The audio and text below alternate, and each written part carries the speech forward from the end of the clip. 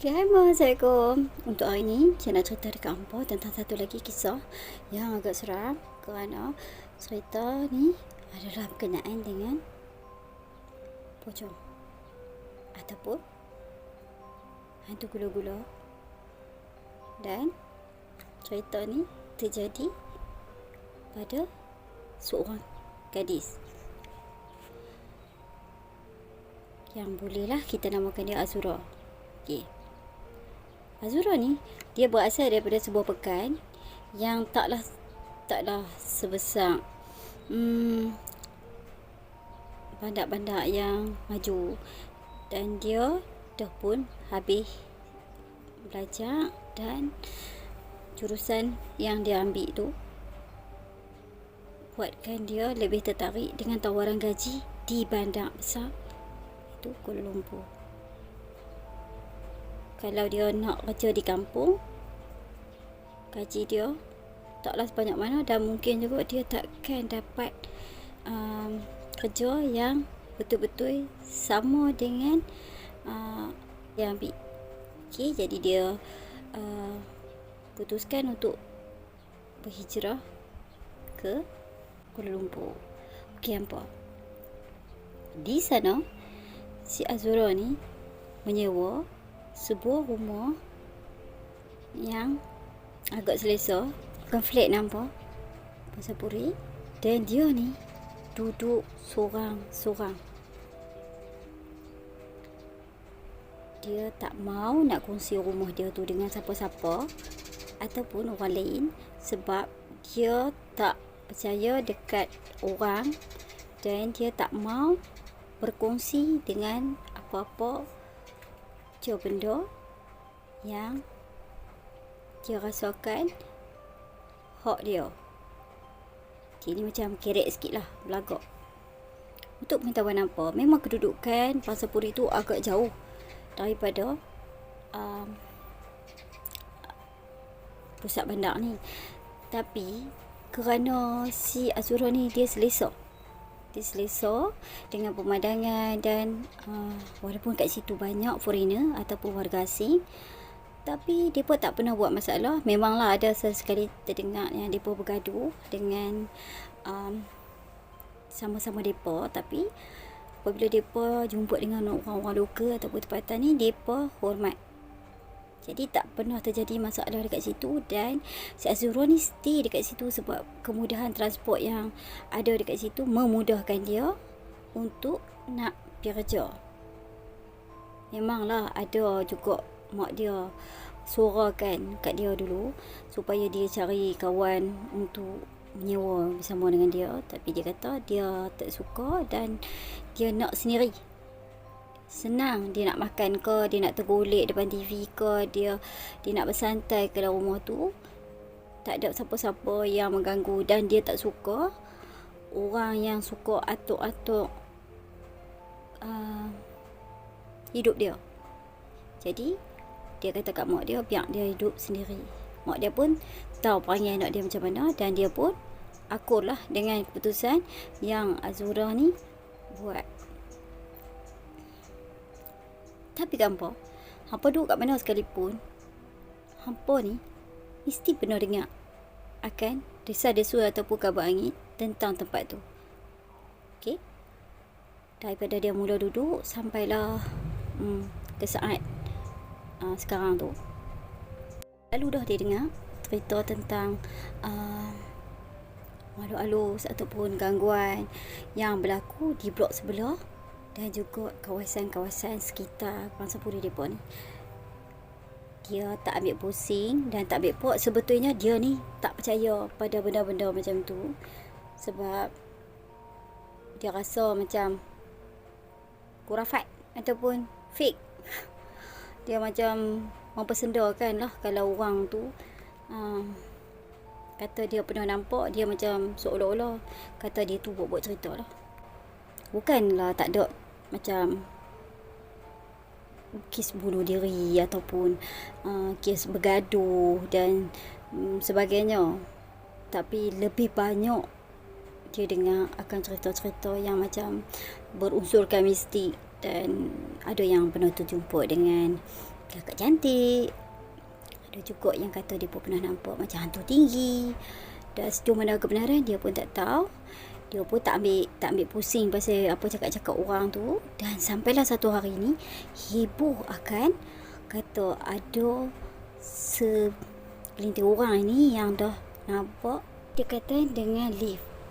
Dekat situlah yang dikatakan dia kerap dijumpai oleh penduduk-penduduk dekat blok yang Azura ni tinggal. Dan kebanyakan yang dah terserempak dengan dia, budak-budak ni semua sakit dan demam, sampailah terpaksa dipanggil ustaz untuk cuba nak pulihkan balik semangat mereka. Dan bagi Zura, dia rasa benda ni semua kecil je, dan mereka masyarakat kat situ sengaja besar-besarkan untuk nak menakut-nakutkan budak-budak kot. Bagi dia lah, dia fikir macam tu lah. Azura ni sebetulnya dia ni boleh kita katakan cakap besar jugalah kan, sebab dia rasa kan yang dia ni confirm dan over confident yang dia takkan diganggu oleh makhluk-makhluk yang tak kasat mata ni. Sampailah satu hari dia ni ditegur ataupun nasihatkan oleh jiran sebelah rumah dia, nama dia Makcik Leha. Pada masa tu si Azura ni kerap balik lambat sebab dia buat kerja lebih masa, nak cari duit lebih. Dan dia sampai dekat kawasan rumah dia tu lebih kurang pukul 10.30 macam tu. Dan Makcik Leha pun tegur dia. Makcik Leha kata, Zura, ya, bawa balik kerja ke? Ya, makcik, saya bawa balik kerja. Zura, makcik rasa tak perlulah aku nak kerja sampai balik lambat-lambat, bahaya. Bahaya apa makcik? Takkan tak dengar cerita orang duk cerita kat sini, makcik tak mau nanti hang pula yang kena. Makcik tu cuba menasihatkan si Azura ni. Maksud makcik pocong ke? Ya Zura, makcik malas lah nak sebut nama. Makcik takut, seriau, kata Makcik Leha. Makcik, saya ni bukan apa. Saya payah nak percaya cakap-cakap orang ke. Saya rasa macam benda-benda ni semua macam rekaan. Nah makcik nah. Jadi tak perlulah makcik nak khawatirkan no? Sebab saya lagi tak nampak dengan mata kepala saya takkan percaya. Tak baik Zura cakap macam tu. Nanti kalau jadi apa-apa susah.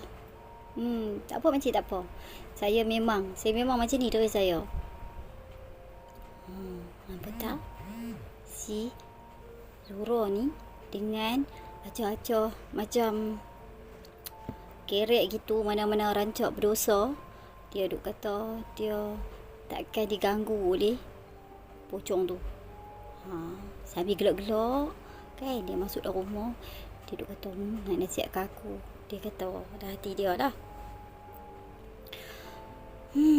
Okey, keesokan harinya dia pun makin siap dan nak pergi kerja macam biasa. Dia ditegur oleh Pak Mat sewaktu dia nak turun keluar daripada pintu gate apartmen tu ataupun pasapuri tu. Dia pun ditegur oleh Pak Mat, Zura, sat ataupun kejap lah, kami orang tahu kata sat lah. Okey, ya pakcik, ada apa pakcik?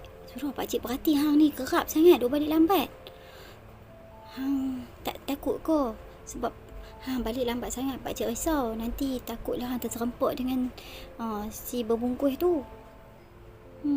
Pakcik pun masukkan pocong ke? Semalam Makcik Leha dah beritahu kat saya. Ya betul, pakcik risau. Tak apa pakcik, tak apa. Kalau dia rasa dia nak tunjukkan diri kat dia, kat saya, mai saya tak apa. Saya memang nak tengok pun. Saya tak pernah tengok pocong, kata dia dengan angkuh dan belagaknya. Pakcik Mat pun akhirnya menggiling-gilingkan kepala kerana puas dia tegur si Azura ni tak mau dengar. Hari yang Pak Mat tu tegur dia tu, malam tu dia balik lagi lambat sebab mereka perlu selesaikan ada kata-kata kerja yang mana keesokannya mereka ada meeting ataupun mesyuarat. Dia sampai dekat kawasan Pangsapuri tu dekat-dekat pukul 12 tengah malam. Dan buat pertama kalinya dia rasa kawasan tu sunyi sepi, tak ada langsung suara manusia ataupun suara macam kenderaan. Sunyi je. Okay. Dia pun berjalan menuju ke arah lift sebab dia rasa angin kuat macam nak hujan. Dan dia pun tengok macam ada bunyi kilat-kilat tiba-tiba. Dan dia pun jalan terus ke lift. Pada masa tu dia seolah-olah perasan tau macam ada satu lembaga dekat hujung di sebelah kiri dia tu, macam seolah-olah menjenguk tengok dia. Tapi dia ni tak ambil pusing. Dia kata ni mesti ada orang nak bagi takut-takut dia lah ni, dia kata. Kemudian dia pun masuk dalam lift, tekan tingkat rumah dia dan terus balik ke rumah. Sewaktu dia duduk dalam lift tu pun dia terasa seolah-olah dia bukan seorang.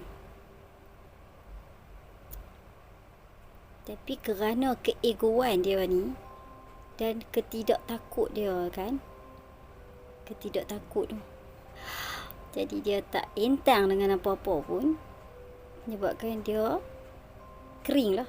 Okay. Dia kering, dia pun sampailah ke rumah dia.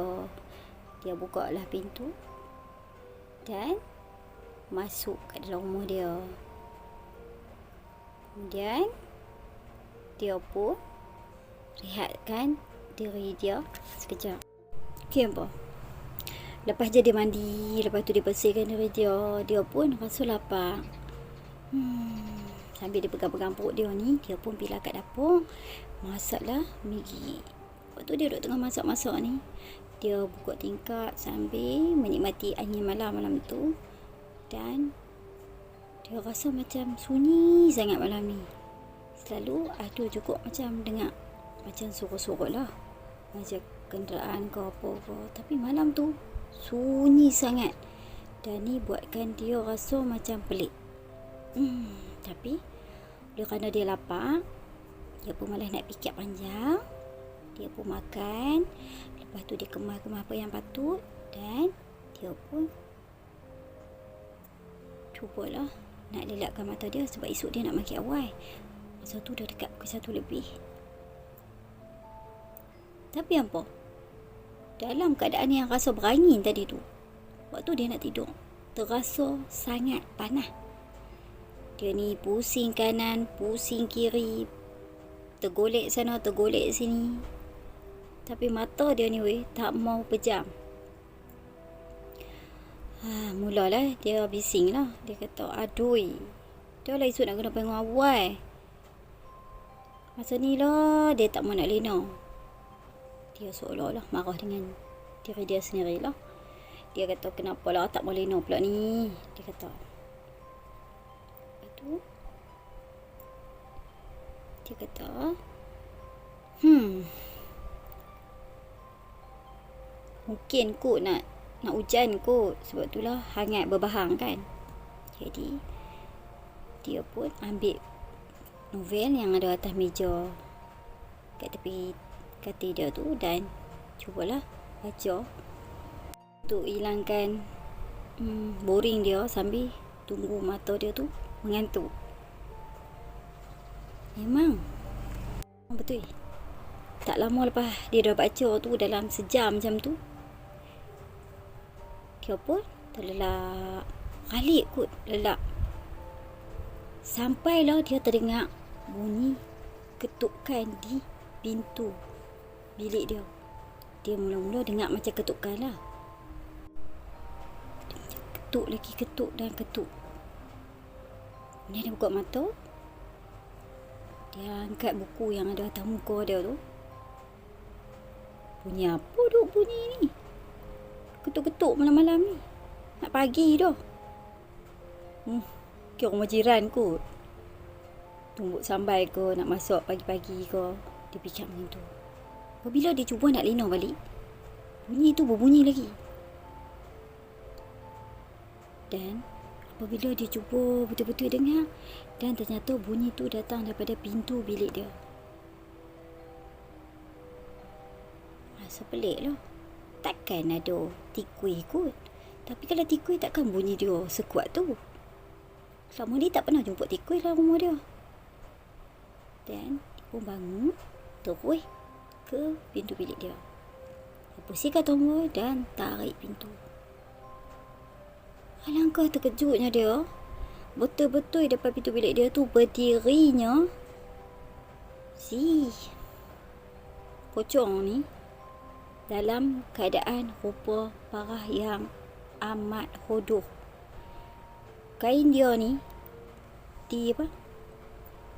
dilumuri dengan tanah dan selut-selut. Keadaan kotor sambil bau yang tak menyenangkan masuk ke hidung dia.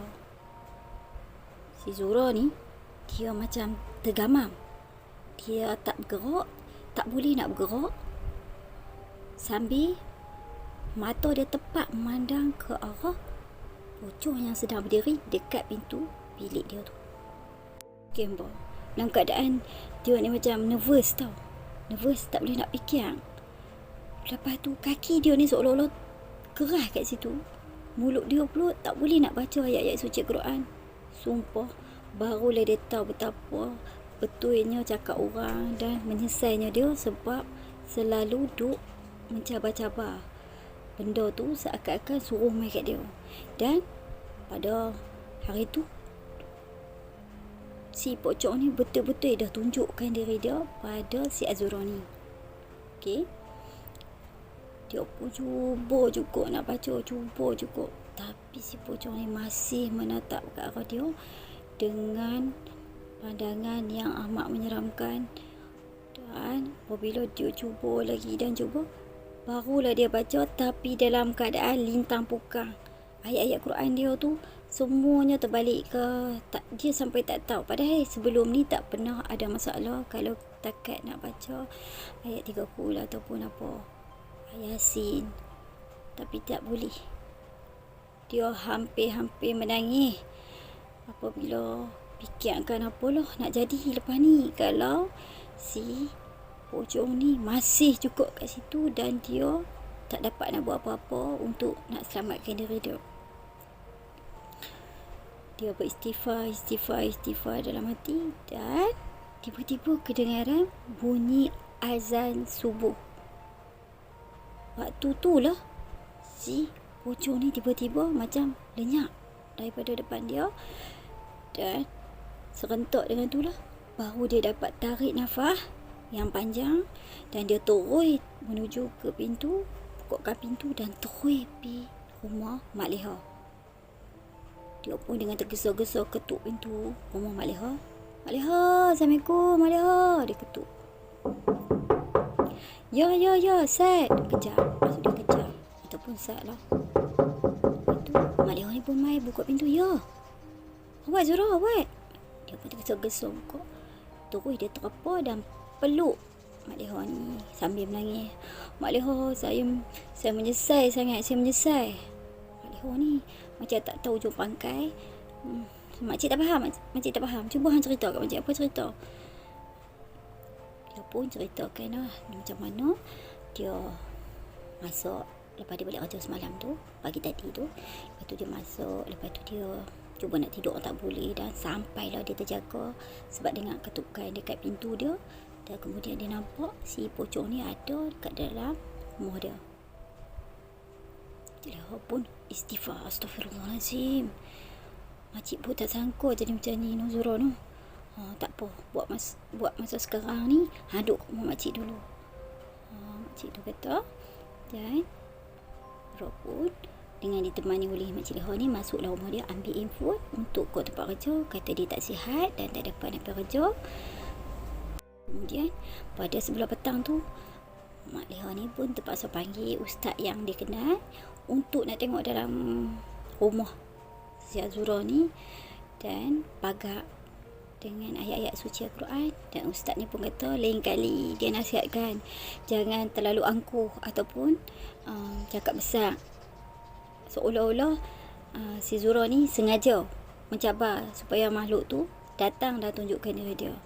Si Azura ni pun betul-betul menyesal dengan tindakan dan perbuatan dia. Dan dia kata, baiklah, saya tak akan ulang dah apa yang saya dah buat sebelum ni. Ustaz tu kata lebih bagus untuk masa yang ada ni, dia kalau duduk dalam rumah bukakan macam ayat-ayat ruqyah ataupun ayat-ayat Quran, biarkan sentiasa terpasang untuk buatkan rumah tu lebih